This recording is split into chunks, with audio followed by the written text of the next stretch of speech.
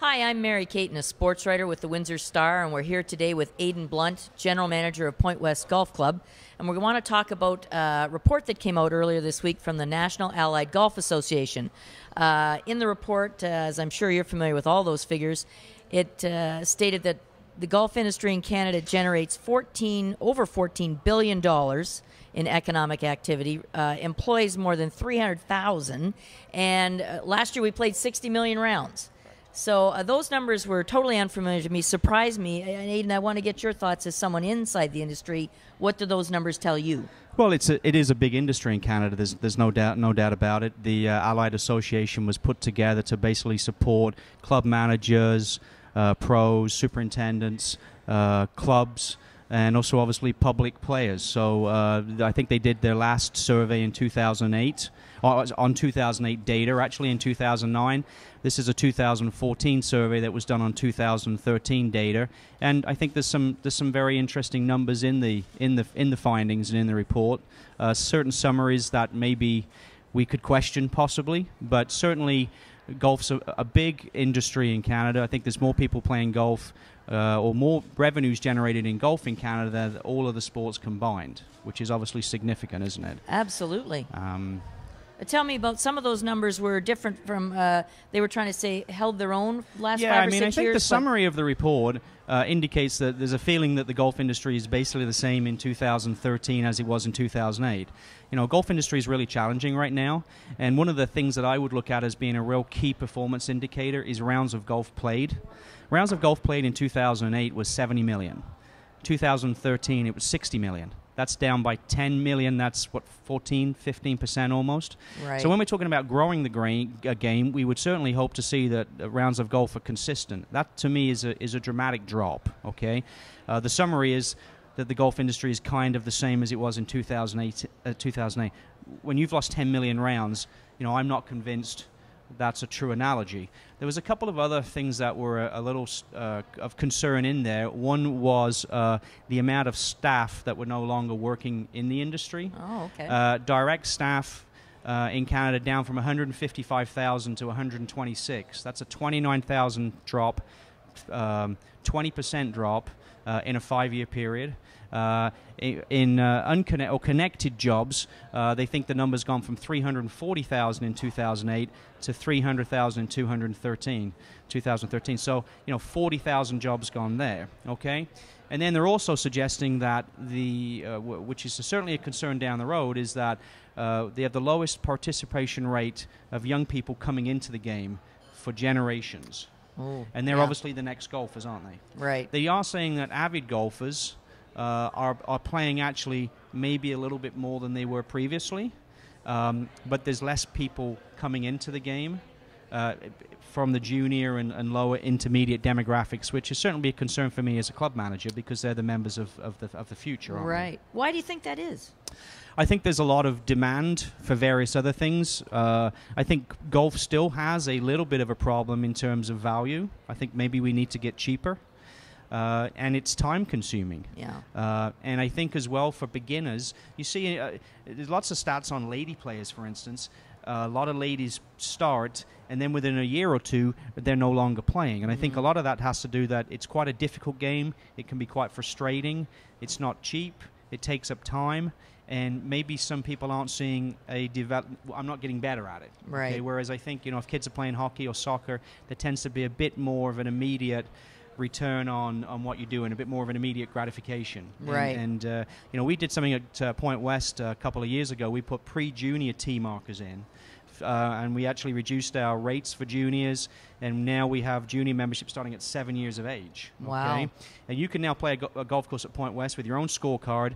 Holes range from 45 yards to 200, and for 9 holes, that's 1,100 yards, 2,200 yards for the whole 18. Much more manageable. Well, it is, because a 10-year-old doesn't want to be hitting the ball 15 times before he gets to the green. Yeah, no, it's still all about the scorecard, it's even all at 10. It's all about the scorecard, and I've played with 8-year-olds that have had pars, and they think that's absolutely fantastic. So we need to make the game more fun, probably more affordable.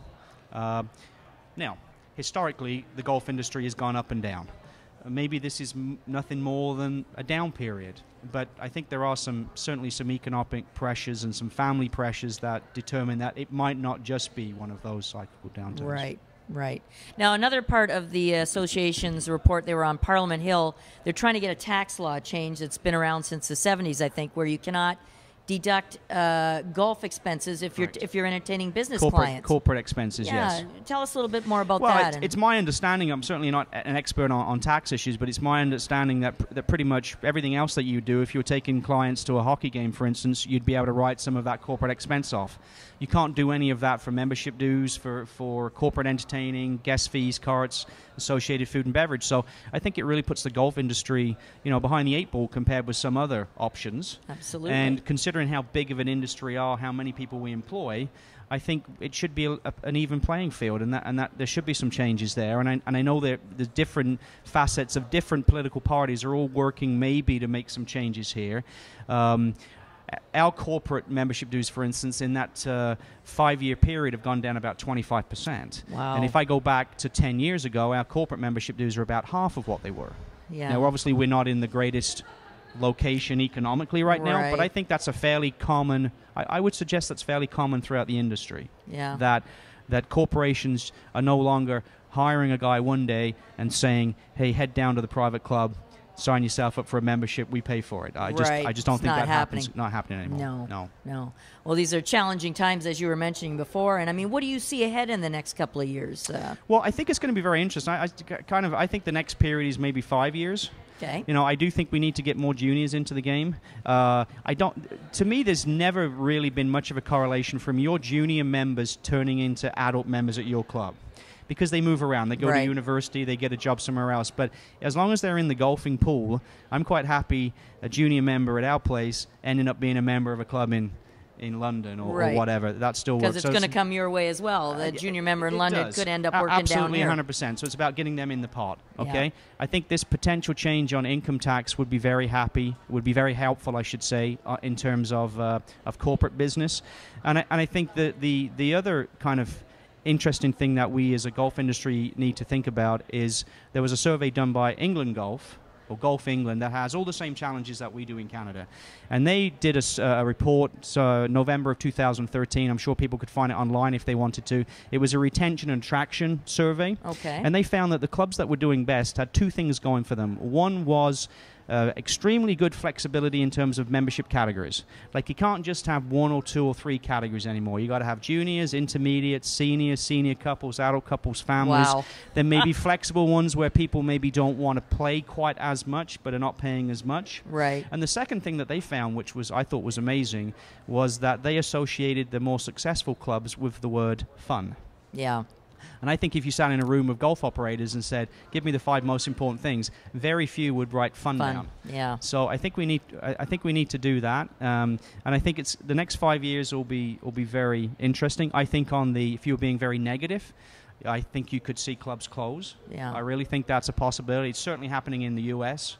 Yes. I'm getting emails on a fairly regular basis for clubs in foreclosure that, anybody interested in buying them. And I think that's going to happen in Canada. I think you should possibly, and I know it's conversations that I'm aware of, not as necessarily in our immediate area, but other areas of clubs merging, maybe. Oh, really? Okay. Yeah, because I think there's some economies of scale that make sense to that.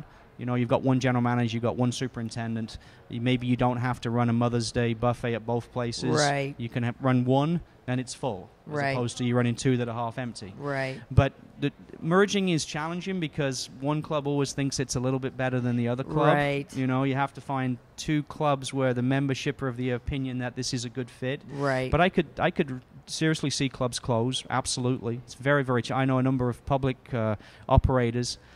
With the type of things you're now having to do with health and safety and Bill 168s and accessibility, I mean, it's just never ending. Right. Okay? Right. And I do think that there is a disconnect between what the average golfer expects when they play, whether that be public, high-end public, private, and really ultimately what they're prepared to pay. Yes.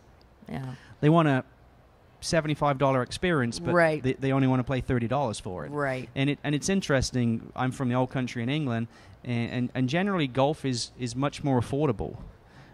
But on the flip side, they aren't doing some of the bells and whistles that are just common here. So they may not change the pins every day. Right. They might not even rake the bunkers at all. That's down to the members to do. Yeah. They have waste areas that maybe they don't even look after. They just let them grow. But it results in cheaper membership dues and cheaper guest fees, and I don't think those members maybe are any less satisfied than some of the people that have joined clubs and paid $120,000 initiation fee. Right. You know. Right. Well, interesting times. Book it on your calendar. We're going to have Aidan back in 5 years to see where the industry is then. Thanks again for joining us today. My pleasure. Thank you for having me, Mary.